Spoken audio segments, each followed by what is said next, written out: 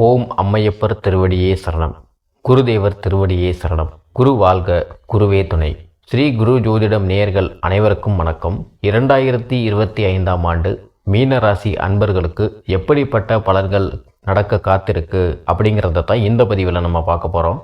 அதுக்கு முன்னாடி அனைவருக்கும் இனிய ஆங்கில புத்தாண்டு நல்வாழ்த்துக்கள். மீனராசிக்கு இந்த ஆண்டு தொடக்கத்தில் எப்படிப்பட்ட கிரகநிலைகள் அமைஞ்சிருக்கு அப்படிங்கிறத முதல்ல பார்க்கலாம்.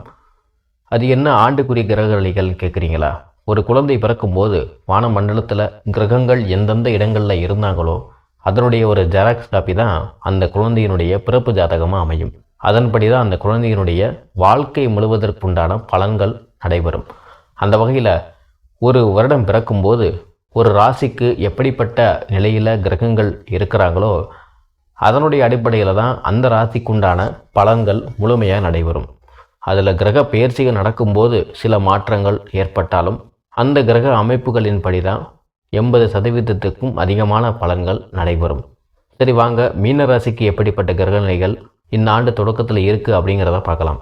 உங்களுடைய ராசியான மீனத்தில் ராகுவும், 3ஆம் இடத்தில் உங்களுடைய ராசி அதிபதியாகவும் சுபருமான குரு பகவானும், 5ஆம் இடத்தில் செவ்வாயும், 7ஆம் இடத்தில் கேதுவும், 9ஆம் இடத்தில் புதனும், 10ஆம் இடத்தில் சூரியன் சந்திரன் ஆகிய 2 ஒளி கிரகங்களும், 12ஆம் இடத்தில் சுக்கிரன் மற்றும் சனி பகவானும் மீனராசிக்கான கிரகநிலைகளாக அமைகின்றார்கள். இதனுடைய பலன்கள் அப்படின்னு பார்த்தீங்கன்னா, உங்களுடைய ராசிக்கு தொடர்ந்து 7ஆம் இடத்துல கேது பகவான் இந்த ஆண்டு தொடக்கத்தில் இருக்கிறதுனால திருமணத்திற்கான அமைப்புகள் தடைப்பட்டு கொண்டே இருக்கு. ஆனால் கவலைப்பட வேணாம். ஜோதிடத்தில் மிக முக்கியமாக பார்க்கக்கூடிய 3 முக்கியமான கிரக பயிற்சிகள் நடக்க இருக்கு. அது என்னன்னா, குரு பெயர்ச்சி, சனி பெயர்ச்சி மற்றும் ராகு கேது பெயர்ச்சி.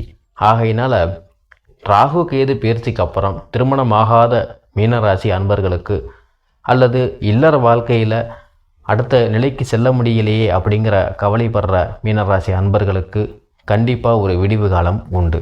அந்த வகையில் 2025ஆம் ஆண்டு திருமணத்திற்கான அமைப்புகள் இப்போ நல்லா இருக்குது. உங்களுடைய ராசி அதிபதியான குரு பகவான் 3ஆம் இடத்துல இருக்கிறதுனால நீங்கள் ஒரு விஷயத்தை ஒரு தடவைக்கு 3 தடவை செஞ்சால் தான் நீங்கள் வெற்றி பெற முடியும். அது போன்ற விஷயங்களால் ஏற்கனவே பாதிப்பில் இருக்கீங்க. மே மாதத்திற்கு பிறகு அதற்கான சொல்யூஷன் கிடைக்கும். அதனால் கவலைப்பட வேணாம். எல்லா விஷயங்கள்லையுமே கண்டிப்பாக நீங்கள் வெற்றி பெறக்கூடிய மனத்தின்மையையும் உறுதியையும் குரு பகவான் முழுமையாக வழங்குவார். அவர் எங்கே இருந்தாலும் மீனராசிக்கு குருவினுடைய ஆசி எப்போதும் உண்டு. குரு பார்த்தாதான் பலன் அப்படிங்கிற விஷயம் மீனராசிக்கு எப்போதுமே கிடையாது.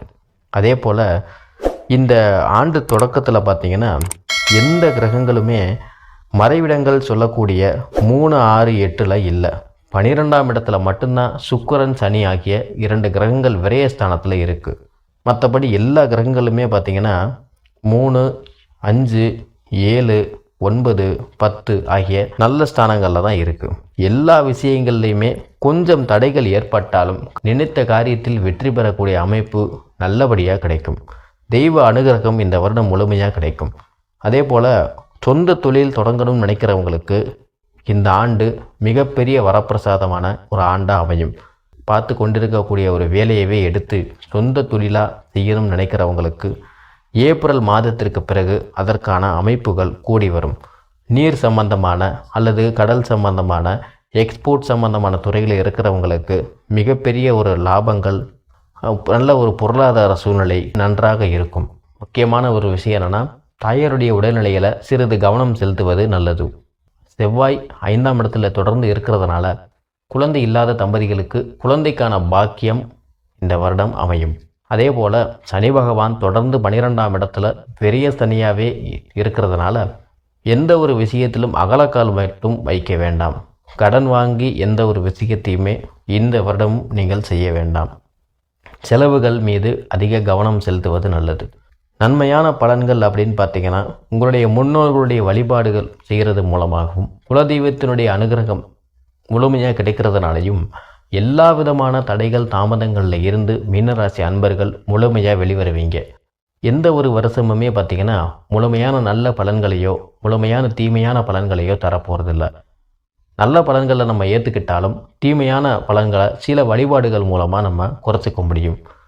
அந்த வகையில் மீனராசி அன்பர்கள் இந்த வருடம் வழிபட வேண்டிய தெய்வம் அல்லது கோவில் அப்படின்னு பார்த்தீங்கன்னா, சிவகங்கை மாவட்டம் பிள்ளையார்பட்டியில் அமைந்திருக்கக்கூடிய ஸ்ரீ கற்பக விநாயகர் திருக்கோவிலுக்கு இந்த வருடத்தில் ஒரு தடவையாவது நீங்கள் போயிட்டு வர்றது மூலமாக இந்த வருடம் நடக்கக்கூடிய அத்தனை விதமான தீமையான பலன்களில் இருந்தும் காரிய தடைகளில் இருந்தும் மீண்டு முழுமையான வெற்றியும் மகிழ்ச்சியும் ஆனந்தமான வாழ்க்கையும் சுபிச்சமும் உண்டாகும்.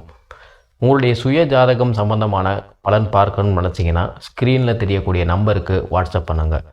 எல்லாம் வல்ல இறைவன் எல்லோருக்கும் நல்லருள் புரியட்டும். நன்றி, வணக்கம்.